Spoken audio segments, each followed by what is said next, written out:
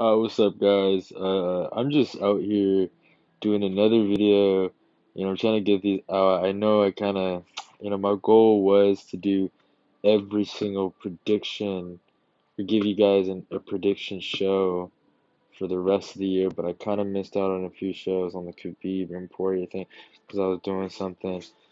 I know you might not think I got a life, but I do got a life. But these are just kind of like almost like video diaries for me, just kind of like openly talking about how I feel about fighting. I'm pretty sure nobody's watching this. But yeah, and I'm not that familiar with everyone on this card. So I kind of just want to talk about the co-main event and the main event, and I feel like that's what most people are gonna watch. So this upcoming week or upcoming Saturday, we got the Joanna and Jacek uh fight night card uh against Michelle Waterson. Dude, I almost forgot her name on some real nigga shit. Like I'm not even a fraud. I tried to like play it off, but I almost forgot Michelle Waterson's name. But yeah, we got that card coming up. And then at the co-main event, we got Kron Gracie versus Cub Swanson. And let's just talk about like really Kron Gracie and his kind of rise. Is that, I know a lot of people are talking smack about his striking.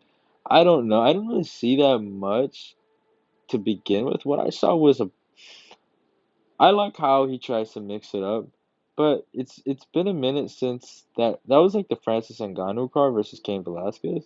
So it's been a minute. I think that was in February. So it's been at least a solid 6 months since he's fought. He trains with Nate. They box. I don't know where he's at. Um, I haven't seen how much fighting. I've seen clips. There's just one cool little highlight video of him. It looks kind of cool. There's cool music of him like breathing out, doing these kind of breathing techniques with his stomach. So it's kind of cool. He's a cool guy, and his jiu-jitsu is really really good. Um, in MMA and MMA wrestling and MMA, or just grappling, you just gotta mix it up. You don't have to. Like a great wrestler, can come in the sport and have problems. Like there's like this clip, like top 10 Olympians. I think it was like I forgot. I can't give the channel any credit because I don't know the name, but like they listed off like how many wrestlers either got kneed in the face, and I mean like high level, like Olympic champions, like just great wrestlers that actually tried to participate in the sport of MMA and lost because there's just different fundamentals and rules in wrestling, you can't just do certain things that you can do in a fight to someone. Like you have to go forward. Like everyone has to go forward in a wrestling match. In a fight, I can kind of just like run away from you basically, or I can use a different kind of distance in my movement to kind of get away, evade you and stuff like that. So it's like I'm almost chasing after you. You can't do that in a wrestling. You can't run away. You'll just get docked points for I guess stalling or whatever, or lack of aggressiveness or something like that. You can lose points for that. So it's like it's such a different aspect about it. But if you mix it up, like if you can mix in the striking with your wrestling, why do you think Frankie Edgar was so successful?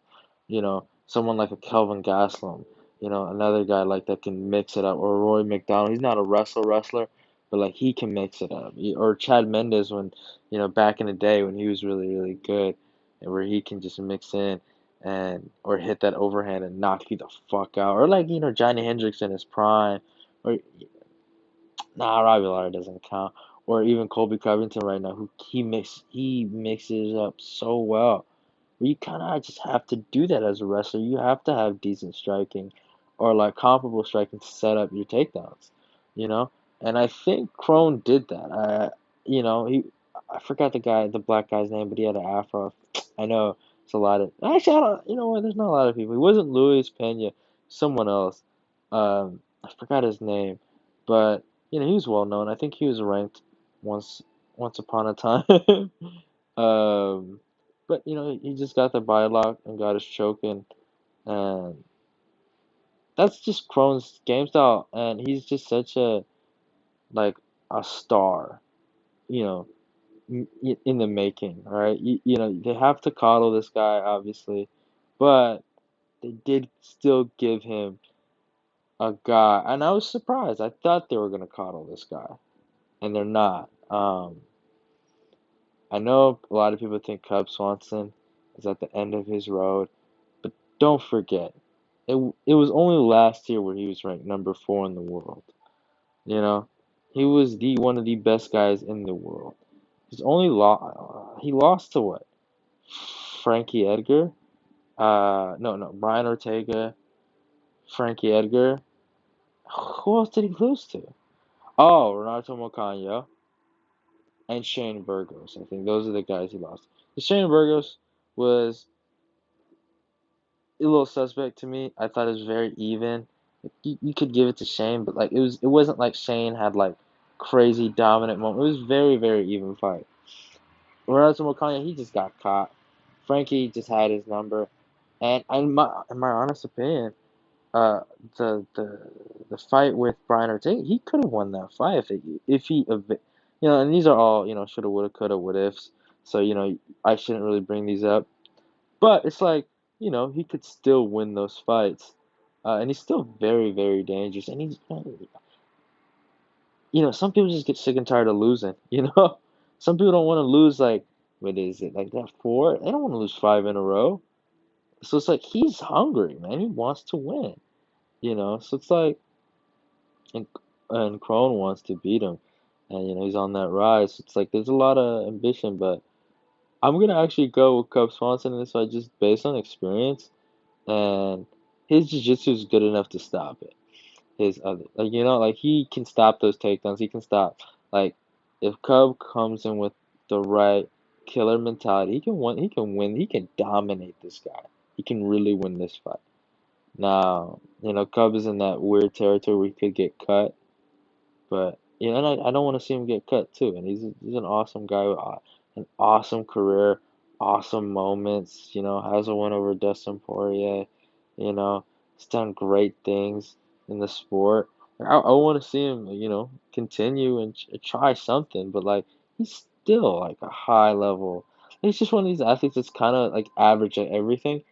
Or I shouldn't say average, like kind of decent or good, low key at everything, but he isn't the best at one particular like martial art. He isn't the best striker. He doesn't have the best jiu-jitsu or wrestling, not the best at that one particular thing, but he's good at everything where he's just a scrapper. He'll scrap with you, and I love Cub. He's an awesome competitor. So I got Cub Swanson in that fight. Now, let me get this one main event. And Michelle Waterson, I can't call her a hype train, but I can call her almost like a secondary hype train. Like there's two versions of this. Let's not forget. Like I understand she's got some good wins on her. Karolina Kovacevic, Felice Herring, I think. Is that it? I'm trying to think. Who else did she beat? Is it Paige Van Zant? Is that one of it? It might be. But let's get something straight, people. All right, let's not forget what Rose did to this girl. Destroyed her. All right, let's never forget that. She beat the brakes off that girl. So I don't know. I have nothing against Michelle Waterson. She's a very, very, very attractive lady. But that's why I think she's been getting this crazy. Dude, people were talking about if she beat Carolina, she might get a title shot. Like, I was like, what? I understand Carolina at the time was top ranked strawweight, but she had got knocked out by Jessica Andrade. I mean, like, to oblivion, right? Like, it was the worst I've ever seen in a female fight. And then they're talking about after Felice Herring, she could potentially get a title shot over like someone like a Joanna, right? That actually has a win over Jessica Andrade, who was the champ at the time. So it's ridiculous when people say stuff like that. But um, yeah, yeah, and Joanna, a lot of people are acting like, she lost to Rose twice, she lost to Valentina Shevchenko, and that's all, all very, very true, you know. Um, but she's extremely hungry, extremely willing to get in there, you know. I think she's gonna give a lot of girls problems.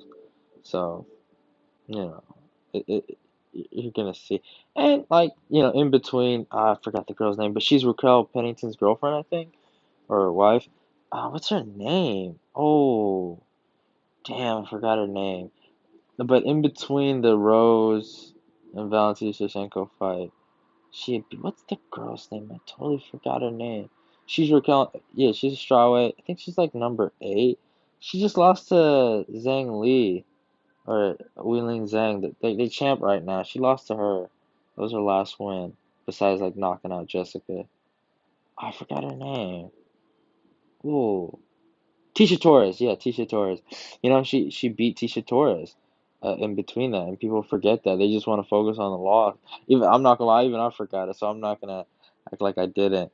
But I think Joanna beats the brakes off of Michelle Waterson, just to be honest. But this is a good, 2-fight card. You know, that's all. These are probably the fights I'm gonna check out. Guys, check out the show. It's awesome. UFC's been awesome. I can't wait for 244. I can't wait, bro, for 245. Kumar Usman versus Colby Covington. I'm out.